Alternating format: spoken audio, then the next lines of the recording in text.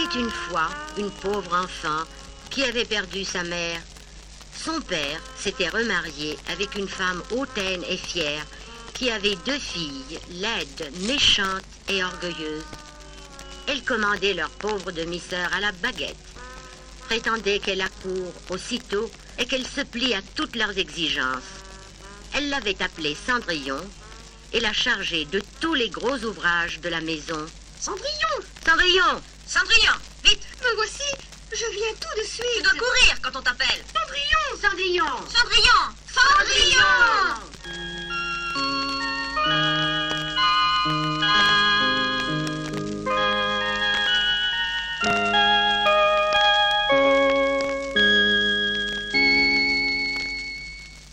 Il arriva qu'un jour, les héros parcoururent le royaume pour annoncer que le roi donnait un grand bal au château.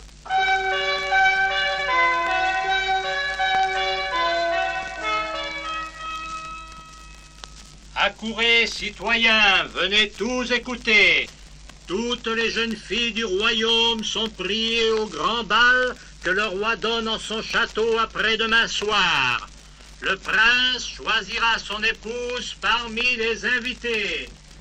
Accourez, citoyens, venez tous écouter. Toutes les jeunes filles du royaume...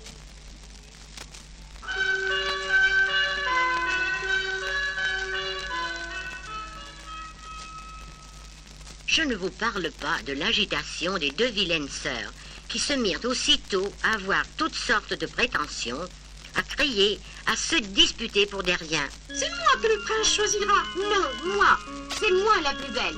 Cendrillon, presse-toi, cours. Me voici! Oh, elle ne venait pas parce qu'elle est jalouse que nous allions au bal. Vous l'imaginer, Cendrillon au chaud. Voyons, mes enfants, voyons. Alors, Cendrillon, vas-tu te dépêcher? Oh oui, j'étais en train de laver.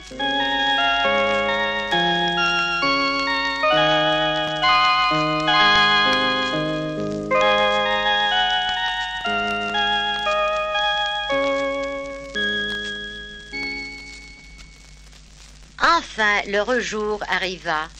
Un carrosse emmena les 2 sœurs et la marâtre au beau château du roi René. Cendrillon alla se blottir au coin de la grande cheminée de la cuisine et se mit à pleurer. Mais soudain...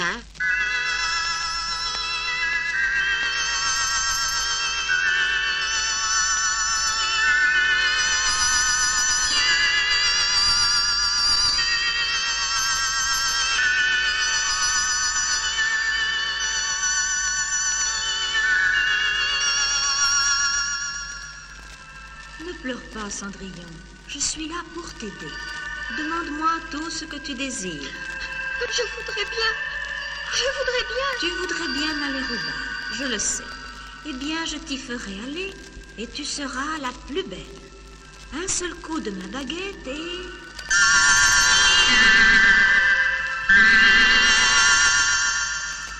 Regarde-toi dans ce miroir.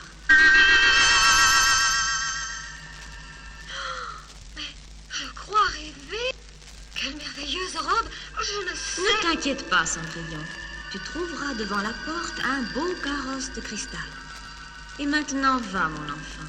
Mais surtout, n'oublie pas d'être de retour à minuit sonnant, parce qu'à cette heure-là, l'enchantement finira. Va.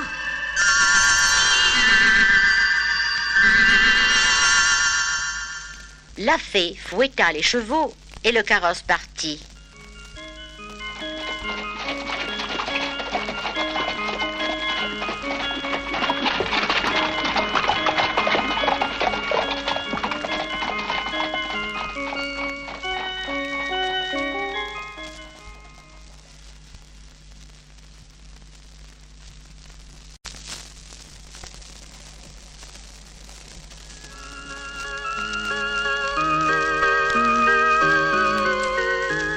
Au château, les violons jouaient, et tout était merveilleusement beau.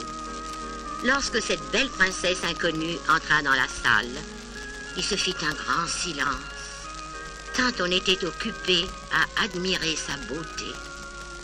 Le fils du roi s'éprit d'elle aussitôt, et la fit danser pendant toute la soirée.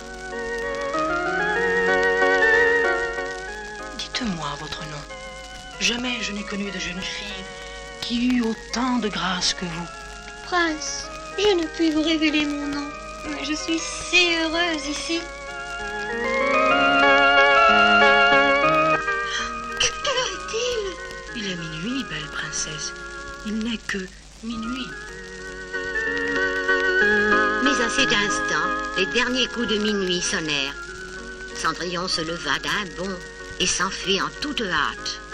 Dans sa fuite, elle laissa tomber une de ses pantoufles de verre que le prince ramassa avec soin.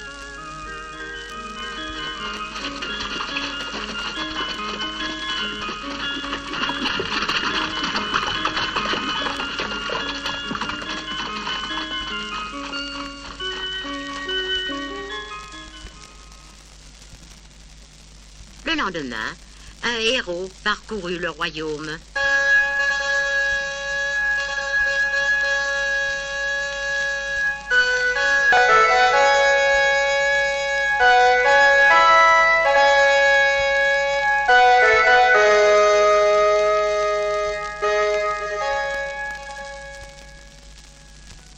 Oyez, citoyens, hier soir, au grand bal de la cour, une jeune fille a égaré une chaussure. Un gentilhomme passera dans toutes les maisons et l'essayera à toutes les jeunes filles qui étaient au bal. Celle dont le pied ira parfaitement à la chaussure deviendra l'épouse du noble prince. Oyez, citoyens, oyez. Hier soir, au grand bal de la cour, une jeune fille a égaré une chaussure.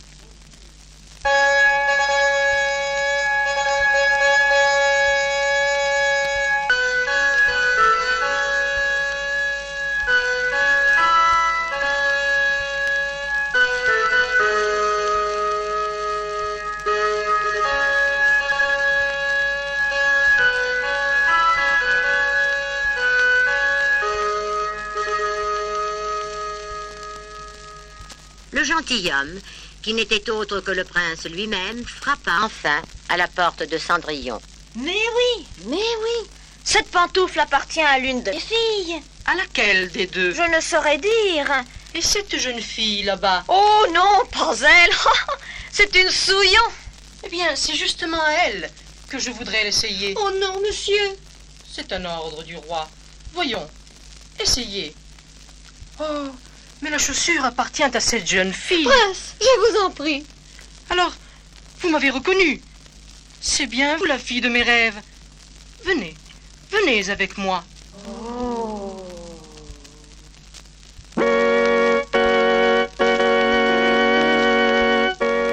Les noces furent célébrées dans le plus grand faste comme vous pouvez l'imaginer.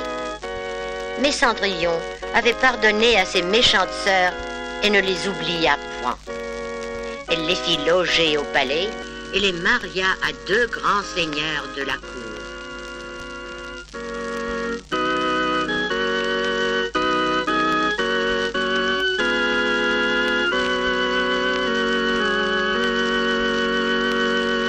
Ainsi se termine l'histoire de Cendrillon. Mais attention, mes enfants, soyez sans crainte. J'en ai une autre tout aussi belle à vous raconter.